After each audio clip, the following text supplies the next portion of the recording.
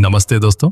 मैं आप सबको आज एक ऐसी कहानी सुनाने जा रहा हूं जो एक हॉरर ट्रेन के बारे में है। ये कहानी मुझे इंटरनेट पर मिली और जब मैंने इसे पढ़ा तो सोचा कि इसे आप लोगों के साथ भी शेयर करूं। डरावनी ट्रेन यात्रा, त्रिशा और मौत का साया। तो सोनो, त्रिशा जिसे हॉरर स्टोरी का बहुत शौक था, वो अपने मम्मी पापा के साथ मुंबई से पश्चिम बंगाल ट्रेन में जा रही थी। किसे पता था कि ये सफर उसकी जिंदगी का सबसे भयानक सफर बनने वाला है। उस ट्रेन में पहले से ही 2 यात्रियों की मौत हो चुकी थी, पर यह बात किसी को पता नहीं थी। एक रात ट्रेन में एकदम सन्नाटा था, सब सो रहे थे। तभी त्रिशा के पापा ने उसे जगाया और कहा कि वे जल्द ही पहुंचने वाले हैं, इसलिए वो अपना सामान पैक कर ले। उन्होंने त्रिशा को खाली हो चुके पिछले डिब्बे में जाकर सोने को कहा। त्रिशा वहां जाकर लेट गई। तभी उसे महसूस हुआ जैसे कोई उसके सिर पर हाथ फेर रहा हो। डर से उसकी रूह कांप उठी।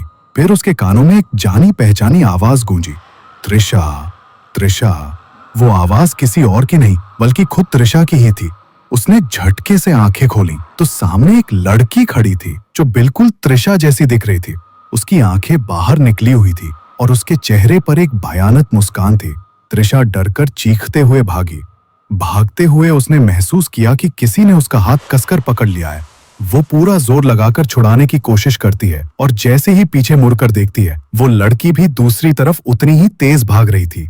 एक पल में ही वो डिब्बे के दूसरे कोने में जा पहुंची जहां एक परिवार बैठा था। त्रिशा ने ये सब अपने माता पिता को बताया, पर उन्होंने उसकी बात को सिर्फ एक बुरा सपना कहकर टाल दिया। रूहानी दर्द और आत्मा का साया। पश्चिम बंगाल में नानी के घर पहुंचते ही त्रिशा बुरी तरह से बीमार पड़ गई। पेट में इतना दर्द था कि डॉक्टर भी उसका कारण नहीं बता पाए। नानी को एहसास हुआ कि त्रिशा पर कोई बुरी शक्ति का साया है। कुछ महीनों बाद त्रिशा को रात में अजीब सपने आने लगे। एक सपने में वो एक दुल्हन के लिबास में पहाड़ की चोटी पर खड़ी थी और रोते हुए एक लड़के से कह रही थी, तुमने मेरे साथ जो किया है वो एक दिन तुम्हारे साथ भी होगा। और ये कहते हुए उसने गहरी खाई में छलांग लगा दी।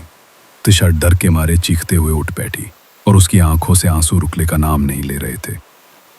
ये सपने उसे भविष्य के बारे में कुछ बताने की कोशिश कर रहे थे, खासकर उन 3 लोगों की मौत के बारे में जो उसी ट्रेन में हुई थी।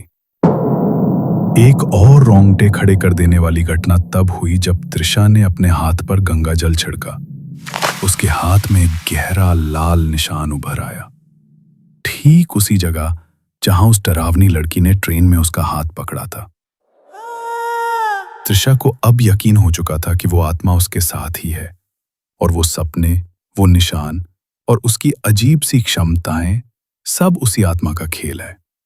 शायद वो आत्मा त्रिशा को भी मौत के मुहाने पर ला रही है, क्योंकि वो अब उन मृत लोगों की आवाजें भी सुनने लगी थी।